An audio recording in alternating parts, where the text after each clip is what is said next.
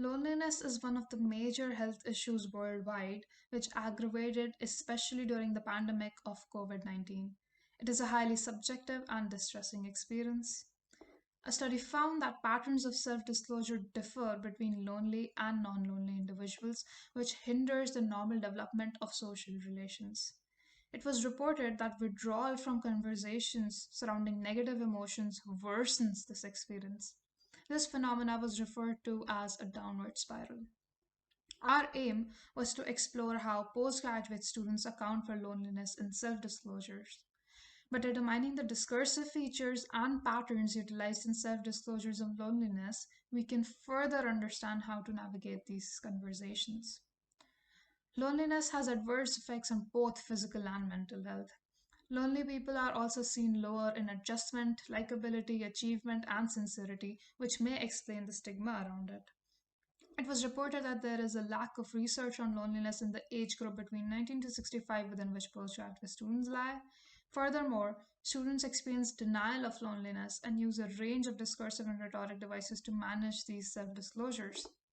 So, we analyzed full time master's students who have a much shorter time for adjusting to the new environment in comparison to undergraduate students and PhD students who do not have a traditional social classroom setting. There's limited research on the transition difficulties faced by postgraduate students. We adopted the approach of discursive psychology and conversation analysis. Discursive psychology treats language as a medium through which individuals manage their account of loneliness in context of one-on-one interactions. It enabled us to analyze the social actions achieved through loneliness disclosures during sequence talk. The preliminary analysis and existing literature elicited that people do not necessarily disclose loneliness in socially mediated situations unless asked. For that purpose, we conducted semi structured interviews and we found four themes.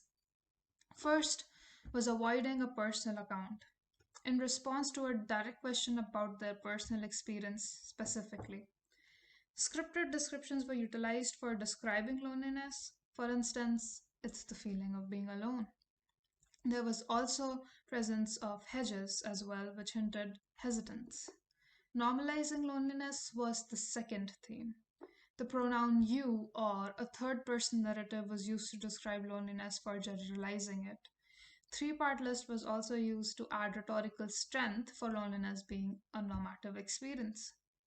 Discourse pragmatic variables were evoked as well, such as you get me or you know, to invoke empathy or agreement in the end. Third theme was production of an alternative identity, that of a loner or other category membership. There was a contrast around agency of choosing to be alone, and the identity or category membership of an introvert was evoked before disclosing exceptions of their experience of loneliness for impression management. The fourth theme was producing accounts of loneliness that foreground remedies rather than the feelings or the state to manage their self image. There was a contrast around causation between internal and external factors, which was evoked while downplaying the former, which is internal causes.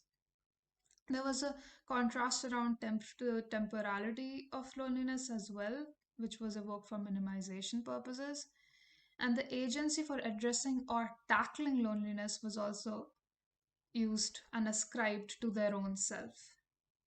So we learned that script formulations, minimizations, and taking accountability for addressing loneliness, among others, act as important rhetorical devices employed during self-disclosures of this experience for maintaining a positive self-image while seeking togetherness in this isolating feeling. This study highlights the need for discussions around loneliness as a general phenomenon for more open conversations to normalize this feeling.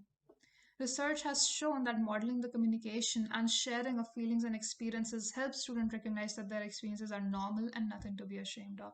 This communication can in turn improve their experience and they can be less afraid of seeking help when needed. Additionally, identification of these strategies also has the potential of sensitizing personal tutors, counselors, or therapists to their use and steer these conversations in a more productive direction. Thank you.